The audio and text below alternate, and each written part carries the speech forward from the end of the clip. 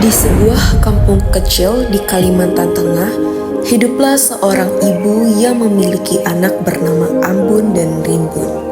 Di pagi hari, ibu sedang mengumpulkan kayu bakar yang menjadi pekerjaannya sehari-hari.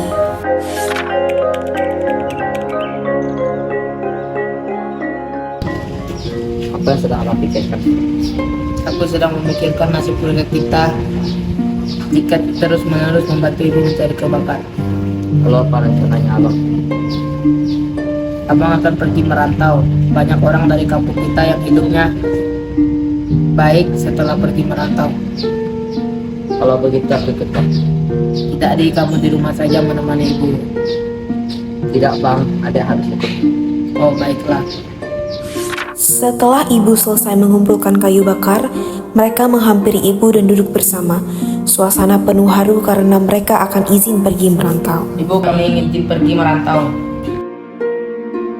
Berat rasanya jika aku harus mengizinkan kalian. Namun, jika memang itu keputusan kalian, aku hanya bisa berdoa untuk keselamatan kalian. Terima kasih Bu telah mengizinkan kami. Kami akan ingat pesan Ibu. Kami janji Bu, kami akan segera pulang jika kami berhasil. Ingat ya, kalian harus saling membantu dan menghormati orang lain juga. Siap Bu. Ibu memberi restu dengan hati yang penuh haru karena mereka akan berpisah. Ambun dan Rimbun menyiapkan segala keperluan untuk perjalanan mereka.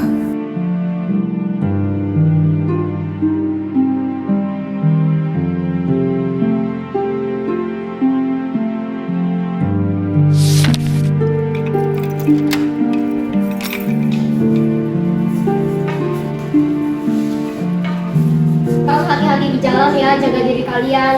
Iya Bu. Ya Bu, kami pamit pergi ya. Mereka pun saling melambaikan tangan, menandai bahwa mereka berpisah.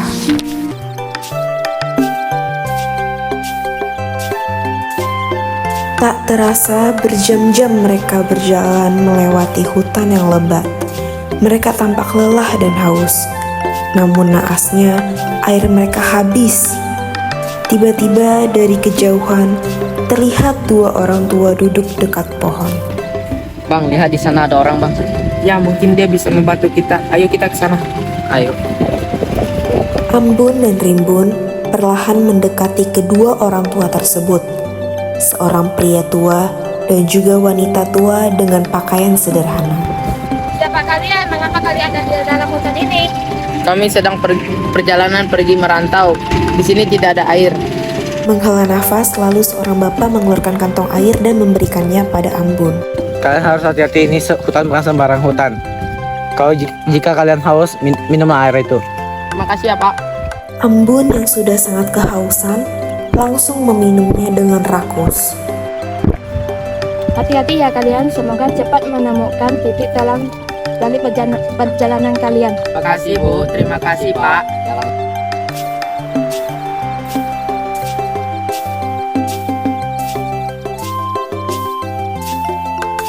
Ambun dan Rimbun melanjutkan perjalanannya yang jauh. Namun, pada hari ketujuh, Rimbun sakit karena kelelahan dan imunnya tak sekuat Ambun. Maka aku sudah tidak sakit lagi. Jangan berkata seperti itu Rimbun, kita sudah dekat.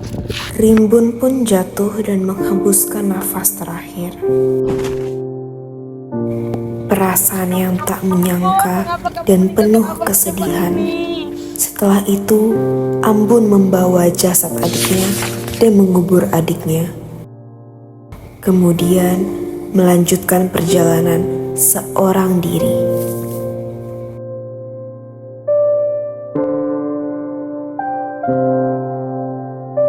Ambun pun melanjutkan perjalanannya dengan perasaan yang masih berduka.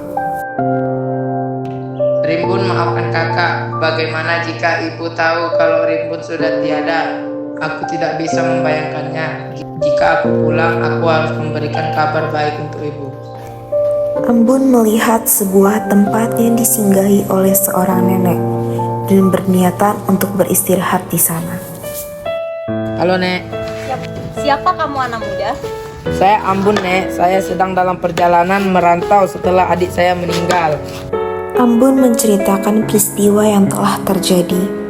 Nenek merasa kasihan dan mengajak Ambon untuk tinggal bersamanya.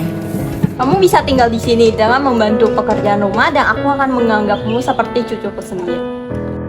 Terima kasih, Nek. Aku dengan senang hati membantu Nenek.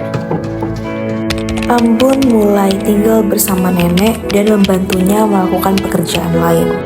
Beberapa hari kemudian, Ambon menemukan nenek yang tampak lemah, dan Ambon pun khawatir.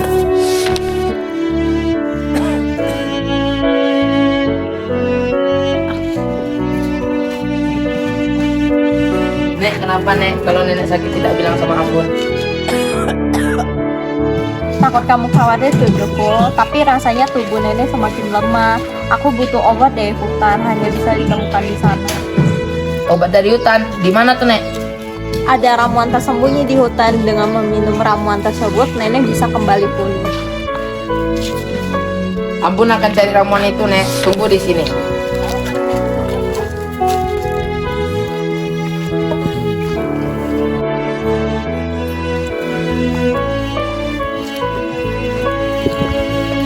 Ambon pergi ke hutan berusaha mencari sebuah ramuan tersembunyi untuk nenek. Dengan waktu yang cukup lama, akhirnya Ambon menemukan ramuan tersebut. Ini dia ramuan tersembunyi di dalam air. Aku yakin ini ramuannya. Ambon kembali dengan ramuan tersebut dan segera memberikannya kepada nenek agar nenek pulih. Nek, aku berhasil menemukan ramuannya. Ayo diminum. Aku tidak menyangka kamu menemukannya. Kamu berhasil cucuku, terima kasih ya. Sama-sama, Nek. Ambon selalu senang jika Nenek selalu sehat. Oh iya, Nek. Sudah saatnya Ambon melanjutkan perjalanan Ambon. Terima kasih sudah menerima Ambon di sini. Tidak terasa ya, sama-sama nah. Senang ada yang menemani nenek di sini. Oh ya, sebelum kamu pergi, nenek ada sesuatu buat kamu. Nenek pergi mengambil sebuah buku tua.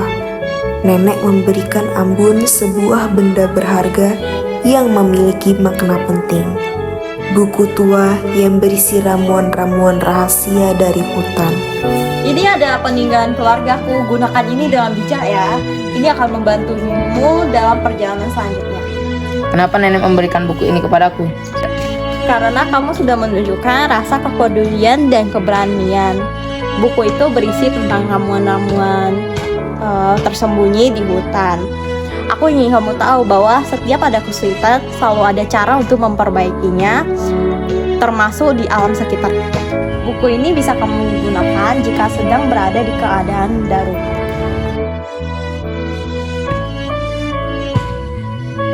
Aku akan menjaga buku ini, Nek, dan buku ini akan sangat berharga untuk diriku.